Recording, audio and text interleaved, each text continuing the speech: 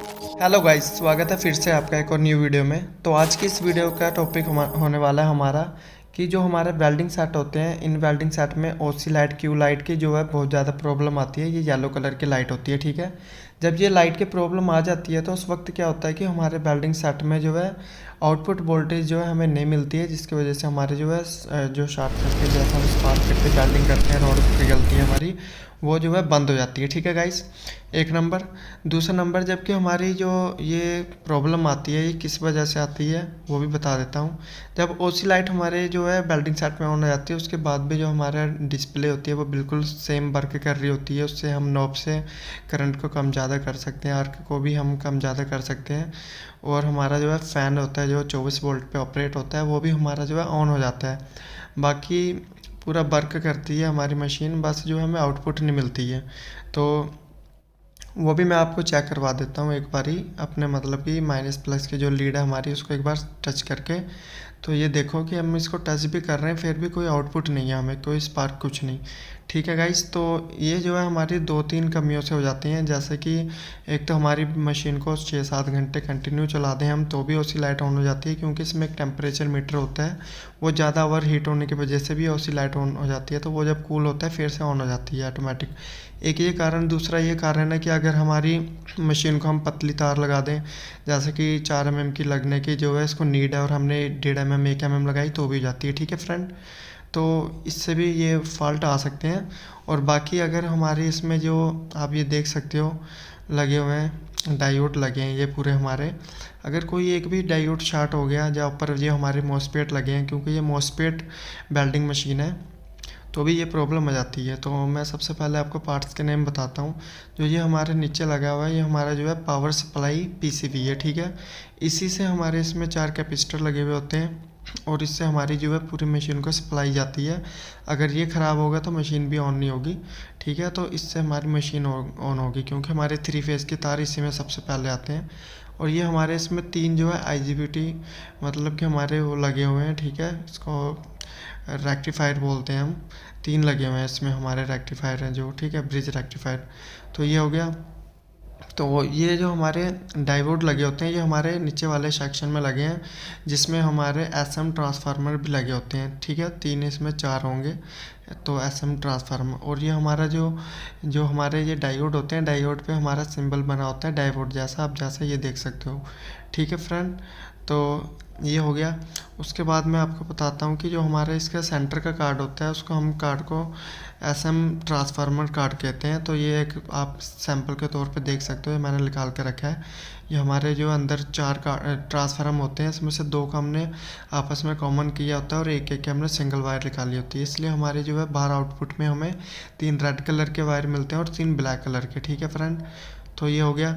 इसके बाद जो है इसी की वायर हमारी अंदर से होके ऊपर आई होती है। तो ये आप देख सकते हो जो हमारा ये क्लैंप लगा है ये हमारी वही जो मैंने अभी सेम दिखाया उसी की वायर आए हुए हैं, ठीक है फ्रेंड। तो अगर आपका ये इन तीनों में से कोई भी ट्रांसफार्मर ख़राब हो जाता है तो भी आपकी जो है ये ओसी लाइट ऑन हो जाती है। तो अब मैं इसको आपको एक एक वायर हटा के चेक करवा देता हूँ कि कैसे, मतलब ये लाइट बंद होती है इसको हटाने पे। अभी देखो हमने सारा क्लैंप ही हटा दिया है और अब हम इसको ऑन करते हैं तो अब जो है हमारी ओसी लाइट ऑन नहीं होगी, मगर हमें अब जो है आउटपुट वोल्टेज भी नहीं मिलेगी, क्योंकि जो हमारे डायोड सारे लगे हैं वो उसी में लगे हुए हैं और एसएम ट्रांसफार्मर भी उसमें है, तीनों चारों हमारे। तो इसलिए हमें आउटपुट वोल्टेज नहीं मिलेगी, पर मशीन हमारी इस वक्त ऑन हो जाएगी, ठीक है फ्रेंड। तो ऐसे तो हम चारों ही तार हट गए हैं ना, इसलिए वो सारे बंद हैं। अब क्या करेंगे, हम बारी बारी करके एक एक वायर को हटाएंगे। अगर कोई एक आधा ट्रांसफार्मर इसमें से ख़राब होता है तो वो हमें जो है सामने मिल जाएगा और हम सिर्फ उसी को चेंज कर लेंगे, ठीक है गाइज। तो वीडियो के लास्ट तक बने रहे गाइस। ये मैं पहले ट्रांसफार्मर के जो है एसएम की वायर मैंने निकाल दी है और अब मैं इसको ऑन करता हूँ एक बारी, देखते हैं कि ओसी लाइट ऑन होती है कि नहीं। ओह शिट गाइस, तो पहले कि हमने वायर निकाली है और ओसी लाइट ऑन हो रही है, इसका मतलब कि किसी और ट्रांसफार्मर में जो है प्रॉब्लम हो सकती है या फिर डायोड में भी प्रॉब्लम हो सकती है, ठीक है।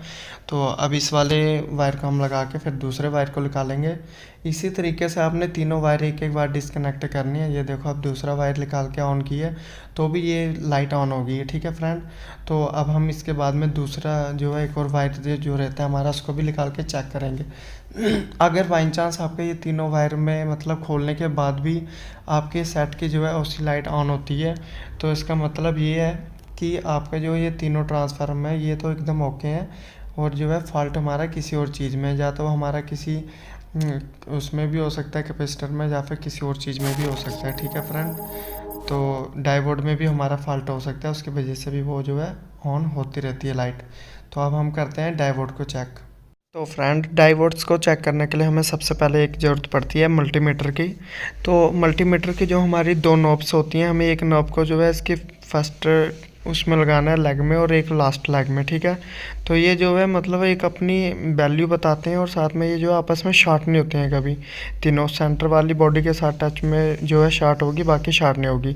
ठीक है, कि ये तरीका इससे आप चेक कर सकते हो। अगर उससे आपको पता नहीं लगता है मल्टीमीटर से, वैसे मतलब लेग्स में चेक करने से, तो एक सिंपल सा तरीका है, अपना मल्टीमीटर को अपने जो है कंटिन्यूटी पे रखना है, जिस पे वो बीप बोलते हैं। ठीक है, तो उस पर रखने के बाद आपने जो है माइनस और प्लस के जो हमारे दो टर्मिनल होते हैं वेल्डिंग सेट के, ईजिली आपने उस पर जो है एक मतलब माइनस पे और एक प्लस पे लगाना है। और आपका मल्टीमीटर अगर बीप करने लगता है, जैसे कि ये साउंड कर रहा है जैसे शॉर्ट होने पर करता है, तो इसका मतलब ये है कि आपके जो डायोड्स हैं वो जो है शॉर्ट हो चुके हैं, इसलिए ये जो है इस तरीके से बीप की आवाज़ कर रहा था। ठीक है गाइस, और अगर आपके जो है ठीक होंगे, डायोड्स में कोई फॉल्ट नहीं होगा, तो जो है आपके जो है मल्टीमीटर जो है बीप नहीं करेगा। तो जो पहले मैंने आपको दिखाया वेल्डिंग सेट जिसमें ऑसिलेट की प्रॉब्लम थी, उसमें मीटर बीप कर रहा था, और ये दूसरे में देख सकते हो बिल्कुल भी बीप नहीं कर रहा है, और ये जो है इसमें भी बीप नहीं कर रहा है, क्योंकि ये दो वेल्डिंग सेट एकदम ओके हैं। ठीक है फ्रेंड, तो हेलो फ्रेंड, मैंने ये भी बता दिया कि एससीएम ट्रांसफार्मर किस तरीके से आपने चेक करने हैं, और अब ये भी बता चुका हूँ मैं आपको कि डायोड आपने शॉर्टकट तरीके से कैसे टेस्ट करना है। और अब मैं आपको ये बता रहा हूँ, जो हमारे मोसफेट होते हैं ये जो लगे हुए हैं ऊपर, ये देख सकते हो आप। ठीक है, तो इनको शॉर्टकट के तरीके से किस तरीके से हमने टेस्ट करना है, तो ये हमारा जो ड्राइव कार्ड है आप देख सकते हो। हमने मल्टीमीटर को अपना डायोड पे सेट करना है, ये वाला सिंबल है इसका। उसके बाद हमने जो हमारा पॉइंट टू पॉइंट होता है, इस पर हमने जो है नॉब को लगाना है, और उसमें हमारी वैल्यू जो है मतलब कि जितनी भी आप में आएगी, मेरे में 700 आ रही है 700, तो चारों में 700 आनी चाहिए। ठीक है, क्योंकि जो हमारे ये चार चार के जो है एक साइड पे 4 और 4 8 हमारे मोसफेट लगे हैं, दूसरी साइड पे भी 4 4 8 लगे हैं। हर चार का जो है एक सेक्शन बना हुआ है, जैसे मैं ये सेक्शन चेक कर रहा हूँ 699 में था, तो ये इस साइड के 4 का था। ठीक है, जैसे मैं ये इन दो पॉइंट टू पॉइंट चेक कर रहा हूँ, उसमें आ रहे हैं मेरे 693, तो इसका मतलब ये दूसरे साइड के 4 के। ठीक है, मोसफेट 4 के मतलब ये सेक्शन बने हुए हैं, जैसे ये 4 हैं तो ये 4 का एक और एक 4 का एक। इससे क्या होता है कि हमें जो है बहुत आसान तरीके से हम जो है इनको टेस्ट कर लेते हैं मोसफेट को। अगर वैल्यू हमारी किसी में जैसा कि 3 में हमारी 700 बराबर आई, और अगर किसी में कम आती है, तो उसका मतलब कि वही सेक्शन के हमने जो है मोसफेट चेक करने हैं।